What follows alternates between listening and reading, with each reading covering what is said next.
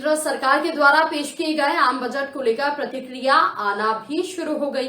प्रदेश के कई नेताओं ने इस बजट को लेकर अपनी प्रतिक्रिया दी है। प्रदेश के वित्त मंत्री जगदीश देवड़ा ने बजट पर बोलते हुए कहा कि रोजगार, विकास और जनहित को ध्यान में रखते हुए ये बजट प्रस्तुत किया गया है। बजट में कोई भी विषय अछूते नहीं रहे, सभी विषयों और सभी वर्गों का ध्यान रखा गया है। टैक्स स्लैब में बदलाव को लेकर कहा कि कोरोना की लगातार लहर के चलते देश हित को ध्यान में रखते हुए बजट पारित किया गया है। थोड़ा सा नीचे करें।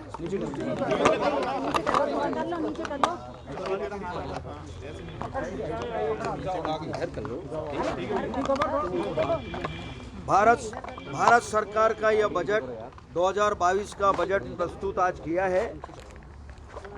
मैं बधाई देना चाहता हूं भारत सरकार की वित्त मंत्री निर्मला सीतारमण जी को। यह बजट जनता की भावनाओं का सम्मान करते हुए यह बजट आया है। रोजगार, विकास और जनहित में यह बजट प्रस्तुत किया गया है। अधोसंरचना का पूरा ध्यान रखा गया है। टेक्नोलॉजी के मामले में भी ध्यान रखा है। मुझे लगता है कि कोई विषय अछूते नहीं रहे हैं। इस पूरे बजट में सभी वर्गों का, सभी के हितों का ध्यान रखा है। चूँकि कोरोना की तीसरी लहर के बावजूद भी यह बजट इतना जनता के हित का बजट प्रस्तुत किया है, यह वास्तव में अपने आप में बहुत बड़ी बात है।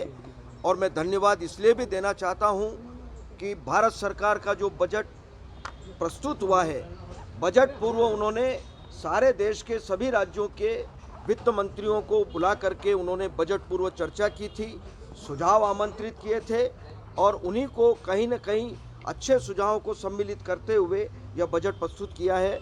मैं भारत सरकार की वित्त मंत्री जी को बहुत बधाई देना चाहता हूं। काफी उम्मीद थी, पिछले 8 साल से उम्मीद थी कि टैक्स में राहत दी जाए, इस बार भी स्लैब में बढ़ोतरी नहीं की गई है। सभी परिस्थितियां देख करके मुझे लगता है कि देश की जनता इस बात को जानती है कि कोरोना की पहली लहर, दूसरी लहर, फिर तीसरी लहर ये चल रही है। इन सब बातों को ध्यान में रखते हुए जो कुछ उन्होंने किया है वो देश के हित में किया है। मध्य प्रदेश के लिए क्या तोहफा है? मध्य प्रदेश के लिए भी मुझे लगता है कि बहुत सारी बातें उसमें आई हैं और हाँ, किम बेतवा वाली भी बात आई है उसमें सामने, और भी विषय उसमें आए जो बात तो विस्तार से अभी सामने आएगी क्योंकि अभी प्रस्तुत हुआ है। सर, कांग्रेस सवाल उठा रही है कि बजट से तो और बर्बाद हो जाएगा। कांग्रेस के लिए हवाई कांग्रेस तो खुद ही बर्बाद हो चुकी है। कांग्रेस के पास कुछ बचा नहीं है कहने को। वो जब उठते हैं तब एक ही बात करते हैं कि इसका क्या हुआ, उसका क्या हुआ, जबकि मुझे लगता है कि कांग्रेस के पास कुछ नहीं है कहने को। बहुत बहुत धन्यवाद। ठीक sir, thank you. Rabindranath Tagore University, formerly known as ISECT University, the pioneers in skill development with focus on creating industry-ready professionals. Join India's premier skill-based university, Rabindranath Tagore University.